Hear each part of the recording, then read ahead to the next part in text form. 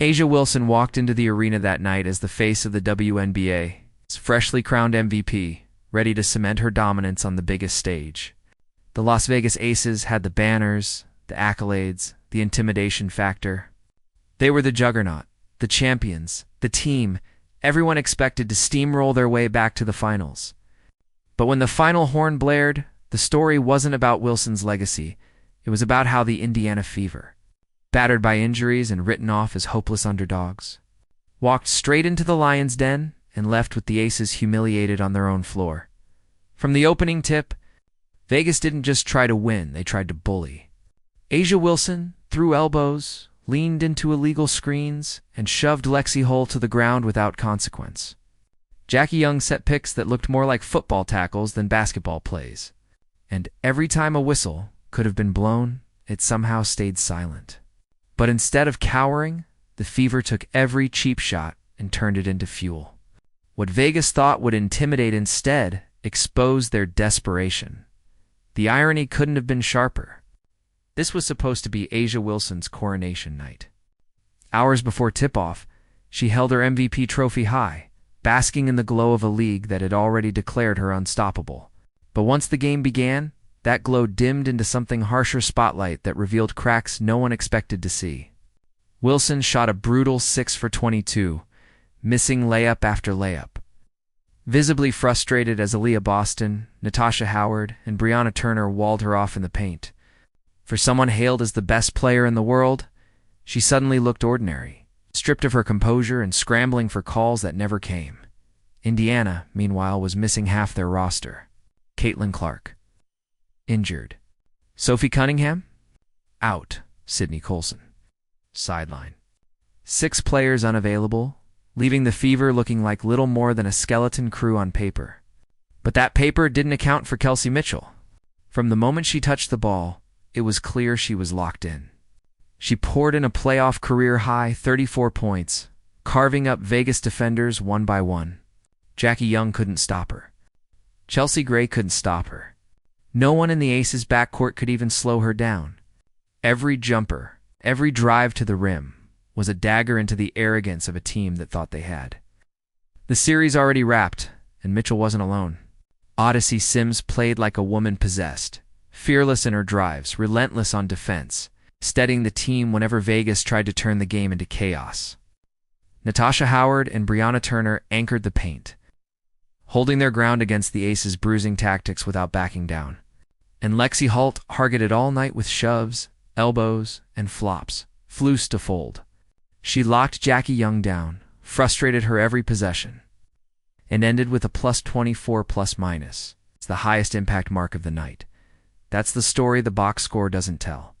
Vegas tried to turn this playoff game into a wrestling match, complete with flops that fooled no one, shoves after the whistle, and desperation fouls that reeked of panic. But Indiana leaned into the storm and found composure. Every shove made them sharper.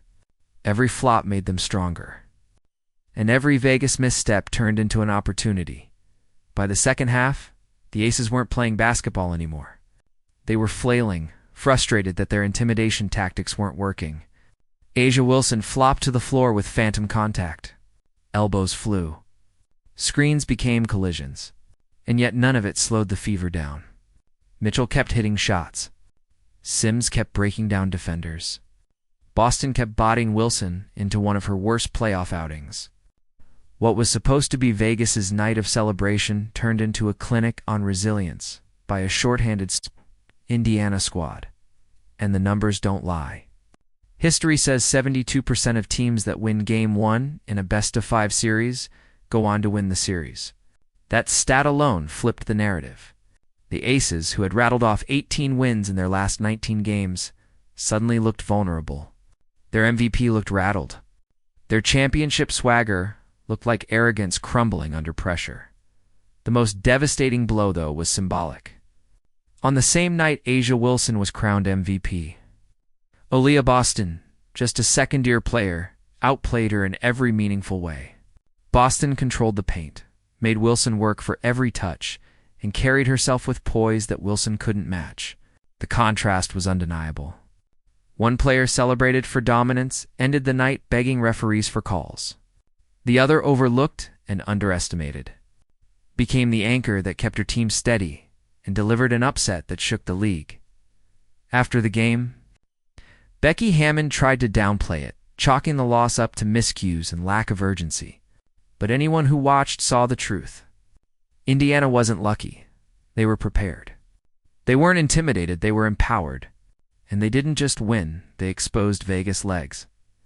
Hull summed it up best after enduring a night of shoves and elbows. We're capable of whatever we want. That wasn't just a post-game soundbite. It was a declaration. The Fever, counted out by everyone, had just walked into Las Vegas, toppled the champions, and stolen home court. Now the question hangs heavy. Can Indiana replicate this in Game 2? Can they once again turn Vegas's arrogance into desperation? Because if they can, the Aces won't just be in trouble, they'll be staring elimination dead in the face. For Vegas, Game 2 is about survival. They'll try to clamp down on Mitchell, force Wilson back into rhythm, and slow the pace to something more comfortable. But for Indiana, there's no pressure. They've already done what no one thought possible. Every extra win is icing on a cake baked from resilience, grit, and sheer refusal to back down. What happened that night was more than an upset. It was a message. The MVP doesn't dictate destiny. Banners don't guarantee wins. And arrogance, when exposed, turns champions into pretenders. The Fever didn't just beat the Aces, they embarrassed them. On their own floor? On the night that was supposed to belong to Asia Wilson. And if Indiana keeps playing like this, history won't just remember this as a great upset. It'll remember it as the moment the balance of power in the WNBA shifted. Comment Fever show to stand with Indiana after everything they've overcome. And don't forget to like, subscribe, and hit the notification bell so you never miss the next chapter in this playoff drama.